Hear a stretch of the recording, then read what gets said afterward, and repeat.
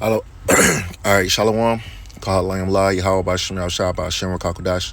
Double honors to the apostles and the elders, great millstone, ruler, teach well. Must peace, love, and salutations to the brothers doing this work in truth and sincerity of heart. Shalom. This is the brother Batak back again through the spirit with another lesson. Lord willing, be edifying. And the title of this lesson is going to be, I just want to dwell in peace.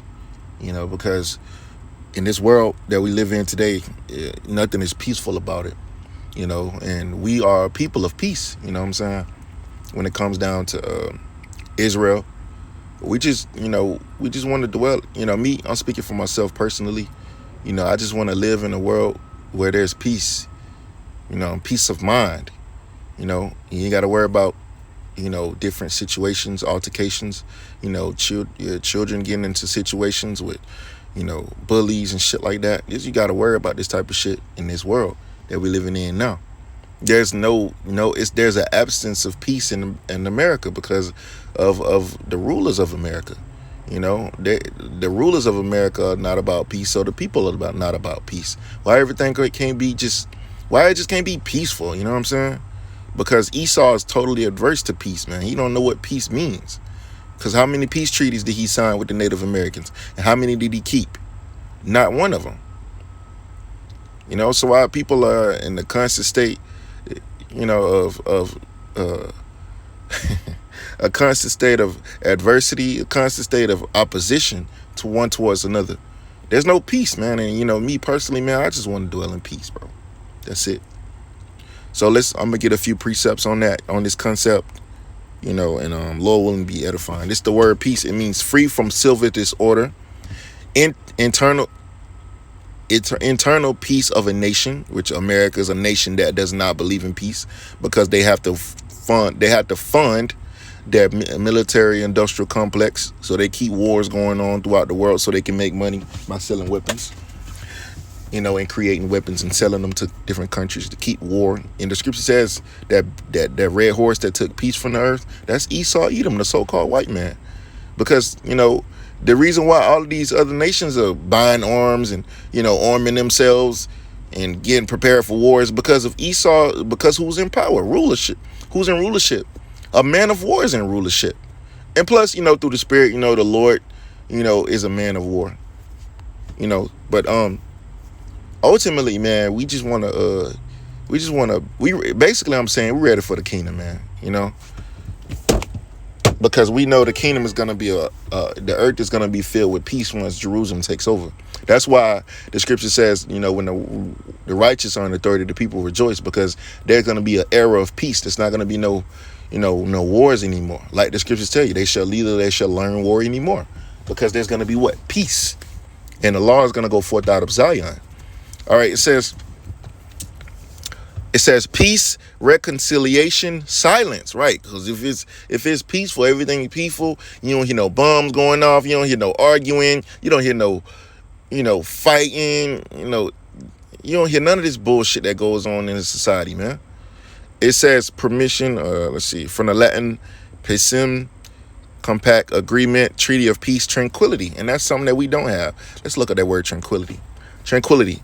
It says peace, happiness, and that's something a lot of people don't have. But when Israel takes over, there will be happiness, quietness, stillness, serenity. From tranquilis, quiet, calm, still. So that's it on that. All right, tranquility, absence of war, and that's what we see. That's all we see is war in this society. There's too much wars going on, and who is the reason why all of this war is going on? Because of Esau, the so-called white man, his military industrial complex. Revelation 6 and let me see what that red horse, is it 9? No, it's not 9.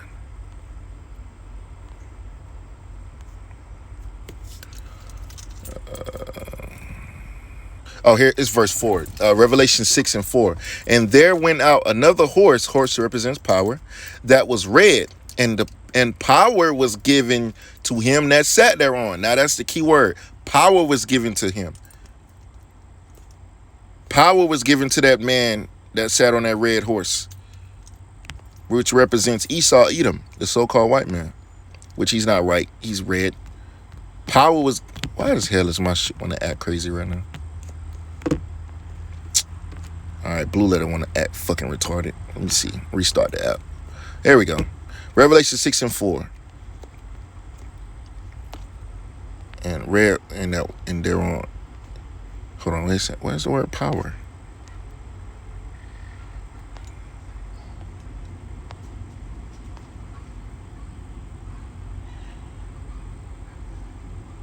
Don't see the word power. It must not be on. Not sure why it's not showing up, but Revelation 6 and 4. And there went out another horse that was red, which is what? Edom, which Edom comes from the word Hebrew word Adawam, which means red. And power was given to him that sat thereon to take peace from the earth, and that they should kill one another. And there was given unto him a great sword. Esau, Edom is that man that has that great sword and took peace from the earth. That's why all of these nations are warring against each other. That's why there's so much war going on. Esau took peace from the earth. So now everybody wants to... There's always a constant arms race. Everybody's trying to get the upper hand on another. Because Esau took the peace from the earth, man. And guess what? He did that fulfilling prophecy. Okay. Oh, let me see. Let me read this. It says the Native American peace pipe supposedly smoked as the accompaniment of a treaty and is recorded by 1760 peace officer. That's interesting. I didn't know that. I'm not sure if that's true or not, but it's on here, so I might have to look more into that peace pipe spoken about in the script and right here. It's like smoked as an accompaniment of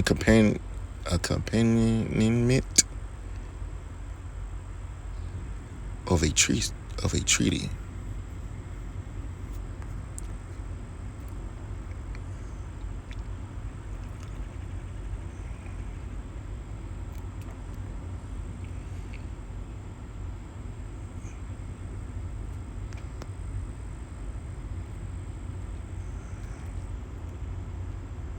Okay, the word peace of mind. Well, I'm gonna read up a little bit.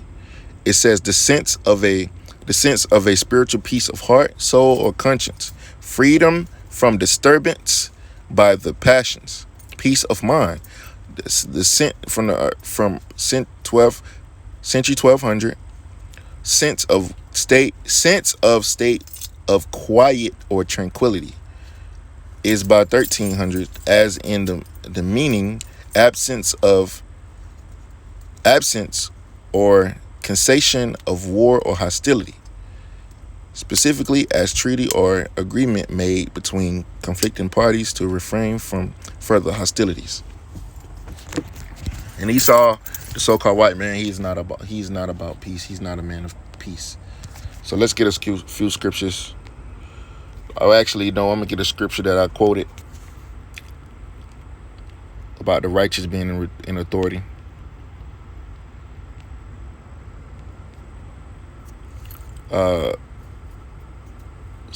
Proverbs 29 and 2. When the righteous are in authority, the people rejoice, but when the wicked beareth rule, the people mourn. And it's evident why these people are mourning, because they're losing loved ones. Their peoples are getting killed. They're getting robbed of their resources. It's just all kinds of hell going on under the control of Esau. Proverbs 29 and 16. When the wicked are multiplied, transgression increases, but the wicked shall see the righteous shall see their fall. So we are waiting for an era or any more.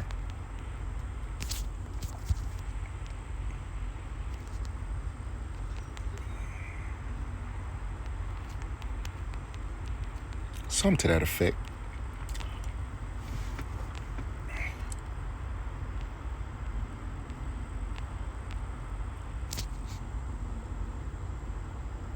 Isaiah chapter 2, verse 1. The word that Isaiah the son of Amos saw concerning Judah and Jerusalem.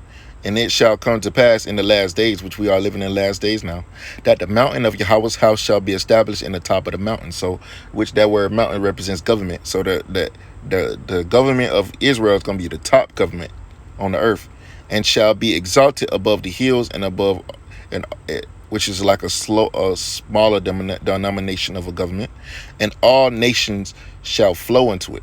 And many people shall go and say, Come ye, and let us go up to the mountain of Yahweh, to the house of the God of Jacob.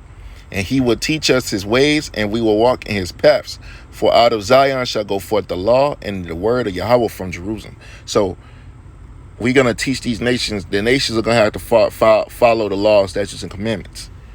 Verse 4, the point. It says, and he shall judge among the nations and shall rebuke many people. And they shall beat their swords into plowshares and their spears into pruning hooks. Tools they're going to need for working. You know, they're symbolically saying that they're not going to make any war anymore, man. It says, nation shall not lift up sword against nation, neither shall they learn war anymore. The only reason why they had to learn war is because the person that was robbing them and killing them and taking their resources and doing all kinds of ill towards them was a person of war. And you had to get with the program if you was going to ever fight against these motherfuckers to keep them out of your land. So everybody had to learn war in order to fight off Esau, because these people don't know what peace is. They don't understand peace. It's not in them to be peaceful. Esau always want to have a confrontation. He's confrontational. Esau just can't sit back and enjoy his possessions. He gotta. The scripture says he can't. His soul ain't satisfied. Something to that effect. These devils, they got everything in the world, but they're still robbing people of their resources, and they want to take everything from everybody. So they're never satisfied. Ecclesiastes 3. I'm gonna get to the point. Verse 8. It says, a time to love and a time to hate, a time of war and a time of peace. And the only time we're going to have peace is when Israel takes over, when Yahushua comes back and smite this devil, smite Esau and take him out of power, so there can be peace in the earth, man. Because Jake normally is a people of peace, man. But our people don't follow the ways of the devil, and they've become like unto him.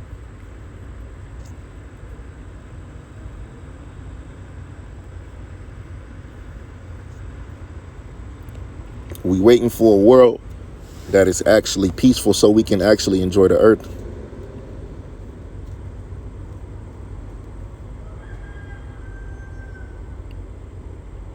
I'm trying to find, I didn't actually plan this lesson. Something I came through the spirit, so bear with me. I'm trying to find some good precepts about peace.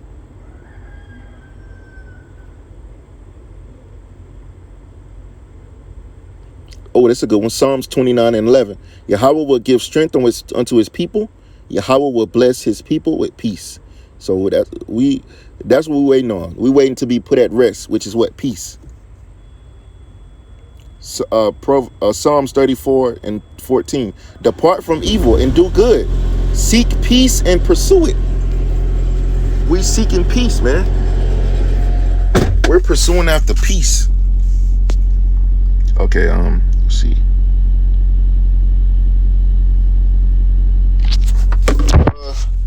Real quick, let me grab my Bible real quick. Pull up that scripture real quick. It's locked.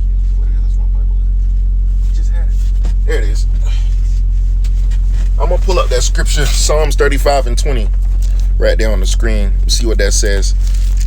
I don't want to lose all the peace scriptures, so I'm going to just use my Bible to bring them out. Psalms 35:20. Okay, it says, a Psalm of David. David prayeth for safety. And that's what we praying for. We praying for safety from the enemy. This is the book of Psalms 35:19. It says, hold on. I'm sorry, 17. It says, Lord, how long wilt thou look on? Rescue my soul from their destructions, my darling from the lions, which is Esau is that lion, that modern day lion that's trying to devour every goddamn thing. Verse 18, I will give thee thanks in the great congregation. I will praise thee among the people. It says, let not them that are mine enemies wrongfully rejoice over me. Neither let them wink with the eye that hate me without a cause. For they seek not peace, but they devise deceitful matters against them that are quiet in the land. So, what quiet represents? What? Peace, quietness, tranquility. So Esau is always disturbing the peace, man. Esau is a nation the Edomites are a nation that does not love peace. They don't desire peace. They desire trouble. The scripture, they made a quote, the best time to buy is when blood is running in the streets. Because these devils that rule this world, there's nothing peaceful about them. They want war. They want chaos. Order of chaos so they can bring the new world order, which is going to be more bullshit, more dysfunction. Let's see. Psalms 37 and 11. It says, but the meek shall inherit the earth. And who is the meek? Israelites. Psalms 37, and I'm going to start at 10. Where's 10? I'm going to start at 9. It says, for the evildoer shall be cut off, which is who? Esau. Other nations are wicked too, but not on the level of Esau. Actually, they are on the same level as Esau, because when they had the power seat, when they had authority, they was oppressing Jacob too, the different empires. So they all a bunch of fucking devils, man. But Esau is the modern one that's oppressing us, the main one that's oppressing us now. These other heathens, they have oppressed us in the past under their different empires, man, and when they're under their different rulerships. But Esau is worse. It says, for the evildoers shall be cut off, but those that wait upon Yahweh, they shall inherit the earth. And that's what we gonna inherit the earth, but through Yahweh Shai, man. Being joint heirs with Yahweh Shai, I speak as a hopeful man. I speak as a man in hopes of, obtaining this, man. Verse 10, for yet a little while, and the wicked shall not be. Yea, thou shalt diligently consider his place, and it shall not be. Because these devils, they're in rulership right now, but soon, when Yahweh Shai returns, Yahweh Shai gonna take them off that power seat, and they're going right into slavery. And verse 11, but the meek shall inherit the earth, and shall delight themselves in the abundance of peace. And this is raw. I'm putting this up raw. I ain't really had no scriptures written down, so bear with me. I'm just getting it as I go through the spirit, typing in peace and just pulling up whatever scripture I can find that goes along with the topic. And Lord willing to be edifying. This is a good one. Psalms 37 and 37. Mark the perfect man, and behold the upright man, which is the elect of the nation of Israel. For the end of that man is peace.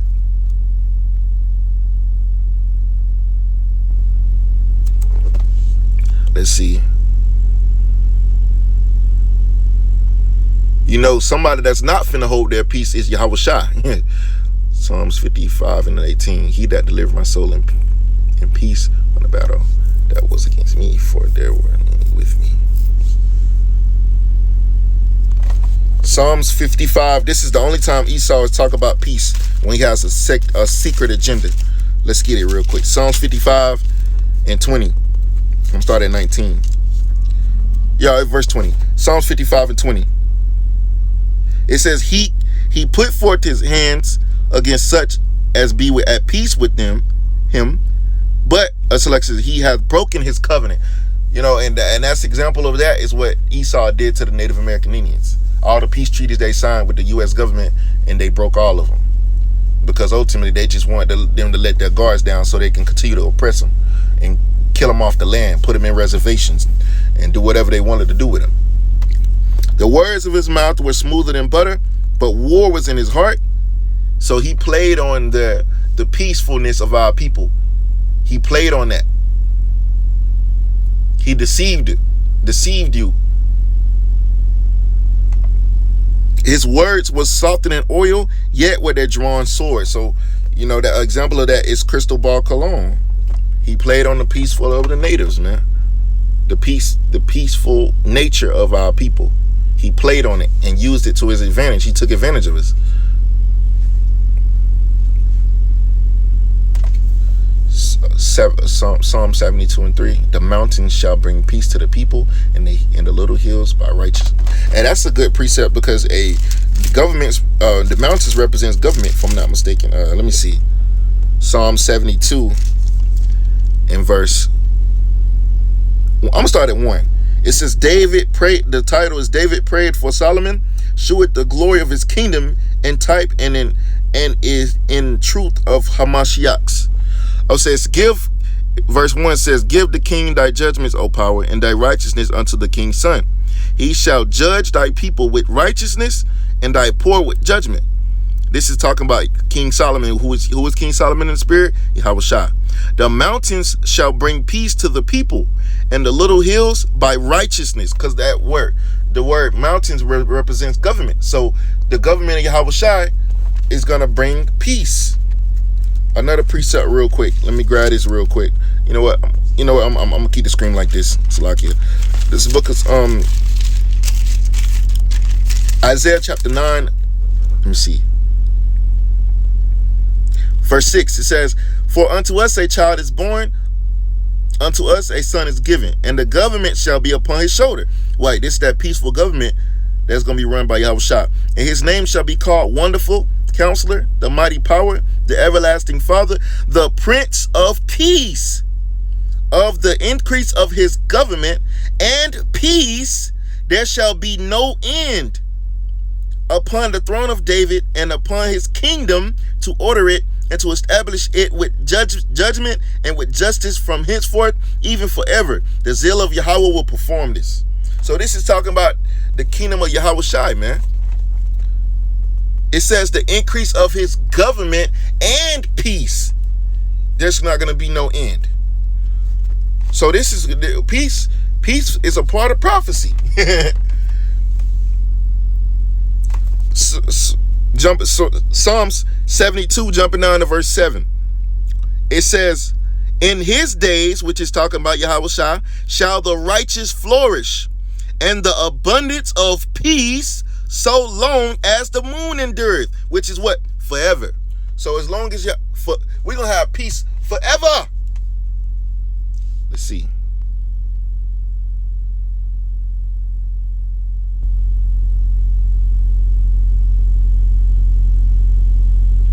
Psalms 119 and 165.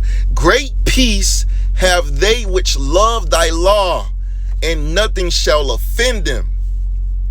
And we're the ones that love the law. We see the law that's not grievous. The law is actually for life. Oh, Psalms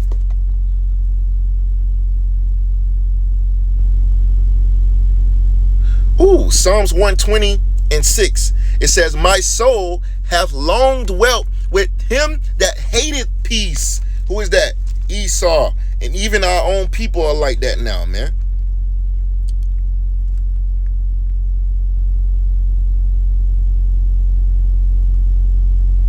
It says, verse 7, I am for peace, but when I speak, they are for war. Let me see. Psalms 120.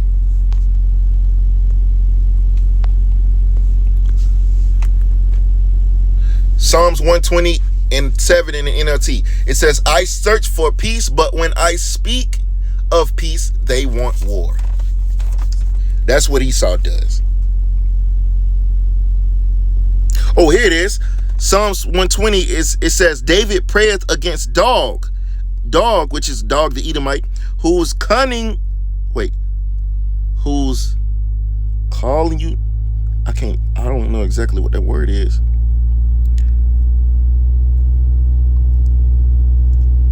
Whose calumnies hath driven him away among strangers. It says David prayed against Dog, which is talking about Dog the Edomite. So this Esau, King David was making this prayer against an actual Edomite. Dog the Edomite, which was in Saul's camp. You know. Let's go back. Psalms.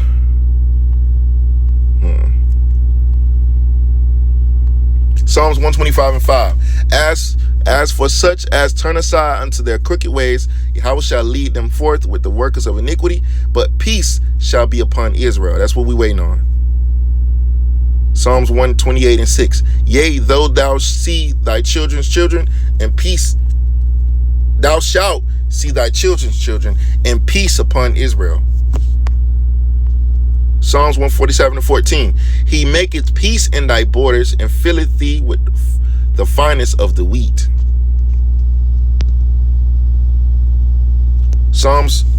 Proverbs 3:2. For length of days and long life and peace shall they add unto you, which is most likely talk about the laws, statutes, commandments. So man, I hope this lesson was edifying, through the Spirit. Just doing a last little skim, looking over. Because, hey, we all about peace, man. And that's what Esau not about. That's why, we don't get along. Isaiah 45:7. I form the light and create darkness. I make peace and create evil. So the Lord is going to make peace for who? Israelites.